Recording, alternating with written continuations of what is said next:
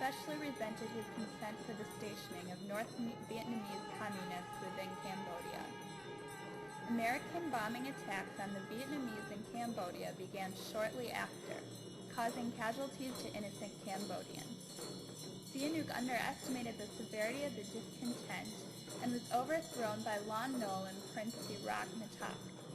Upset with Lon Nol and hungry for revenge, Sihanouk joined the communist Khmer Rouge forces and attempted to overthrow the new government.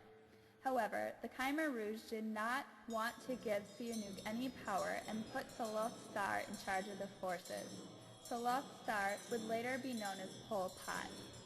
Lon Nol's incompetence as a military leader was very evident, and discontent from Cambodians forced them to join the communist forces. The country spiraled into a civil war with Lon Nol's party fighting against the Khmer Rouge. Both parties used savage fighting practices and killed thousands of innocent Cambodians. In 1975, Lon Nol fled the country and the Khmer Rouge took over. The first step that the Khmer Rouge took was to take control over the capital city, Phnom Penh. The city was overwhelmed with refugees who had fled to the city during the fighting between Lon Nol and the Khmer Rouge, but the Khmer Rouge heartlessly ordered complete and immediate evacuation of the ailing city. It is estimated that over 20,000 people died during this evacuation. After the city was evacuated, Pol Pot introduced his 8-point program, which included evacuating all towns, abolishing all markets and currency, executing all leaders of the Lon Nol regime, and defrocking or executing all Buddhist monks. Pol Pot's goal was to make Cambodia an agrarian, completely self-sufficient communist state. In order to make this change, Pol Pot considered everything to be expendable. He even used the following saying, "To preserve you is no gain, and to destroy you is no loss."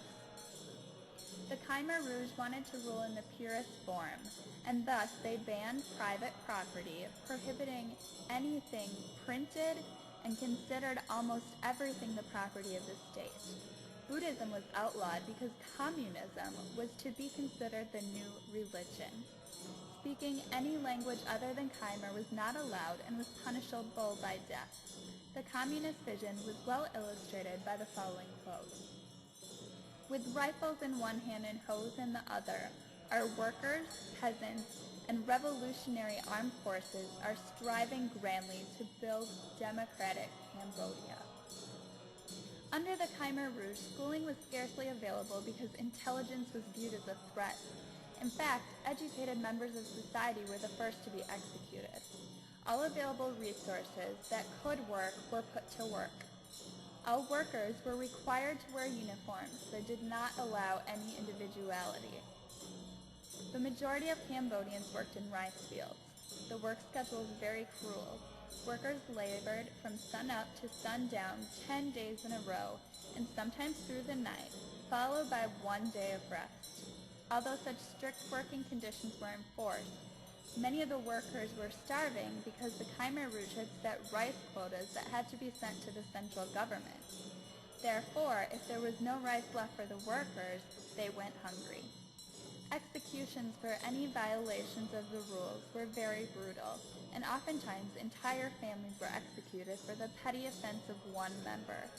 A government torture center called Tuol Kling was known to have housed over 14,000 people, and there were only 7 known survivors.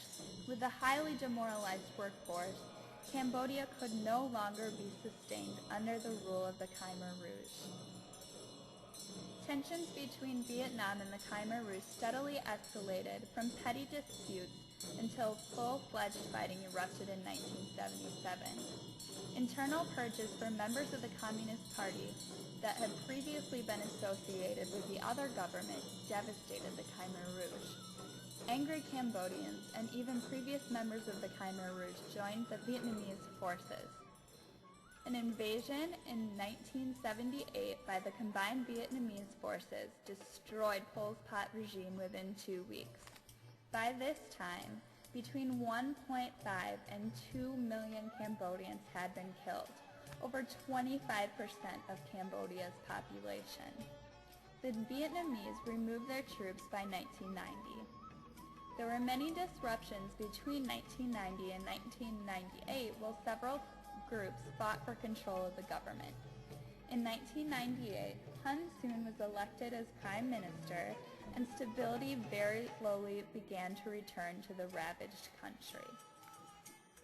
Today, the Cambodian economy is struggling to rebound from Pol Pot's disastrous years of obliteration. Cambodia is currently stricken with many third world country characteristics. Poverty, bumpy roads, orphaned and crippled children, beggars, and prostitution still plague the poor cities in the barren countryside. As the economy is fighting to return to normal, Buddhism is also struggling to re-establish its roots in Cambodian life and culture. Buddhism has been recognized as the national religion, and support for the Buddhist Institute has been promised by the government. There are currently 3 organizations that are trying to reconstruct Buddhism in Cambodia: the Buddhist Institute in Phnom Penh, the Nuns Organization, and the Community Development Project. Progress has been slow due to the lack of resources and sometimes a lack of motivation from the people, but there is promise that life will once again be prosperous for the people of Cambodia. The major struggle for Buddhism has been the loss of educated monks and lay people.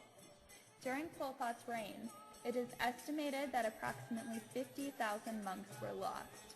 With very few educated Buddhists available to teach new students of the Sangha, the quality of education is low.